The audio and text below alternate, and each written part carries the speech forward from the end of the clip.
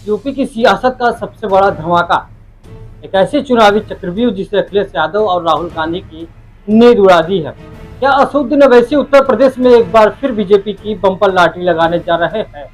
जी हाँ, लखनऊ से लेकर दिल्ली तक इस वक्त सबसे बड़ी सियासत सस्पेंस यही है कि अगर यूपी में अवैसी की पार्टी अकेले चुनाव लड़ती है तो उत्तर प्रदेश का सुल्तान कौन बनेगा।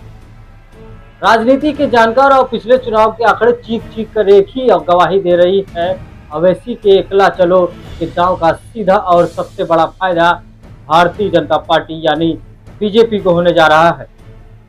वहीं दूसरी तरफ इसका सबसे करारा झटका अखिलेश यादव की समाजवादी पार्टी और कांग्रेस इंडिया गठबंधन को लगेगा।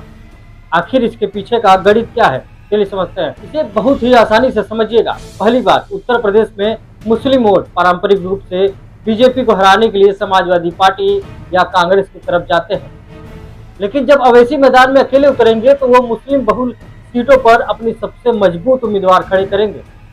अवैसी की पार्टी जितने ज्यादा वोट खींचेगी, विपक्ष गठबंधन का वोट बैंक उतना ही कमजोर होगा, यानी बीजेपी विरोधी वोटों का सीधे सीधे बंटवारा हो जाएगा।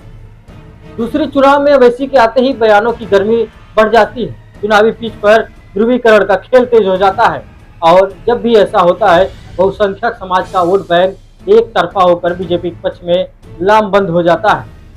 नतीजा, बीजेपी को मिलती है सीधी बढ़त। और तीसरी सबसे बड़ी बात, यह कोई मनगढ़ंत कहानी नहीं, ऐसा पहले हो चुका है। साल 2022 के चुनाव में ऐसी कई सीटें थी जहां समाजवादी पार्टी के उम्मीदवार महज 2-3 हजार वोटों से हार गए थे और हैरान करने की बात यह थी कि उन सीटों पर अवैसी की पार्टी को उससे कई ज्यादा वोट मिले थे, यानी अवैसी ने वहां विपक्ष का बनाया खेल बिगाड़ दिया था।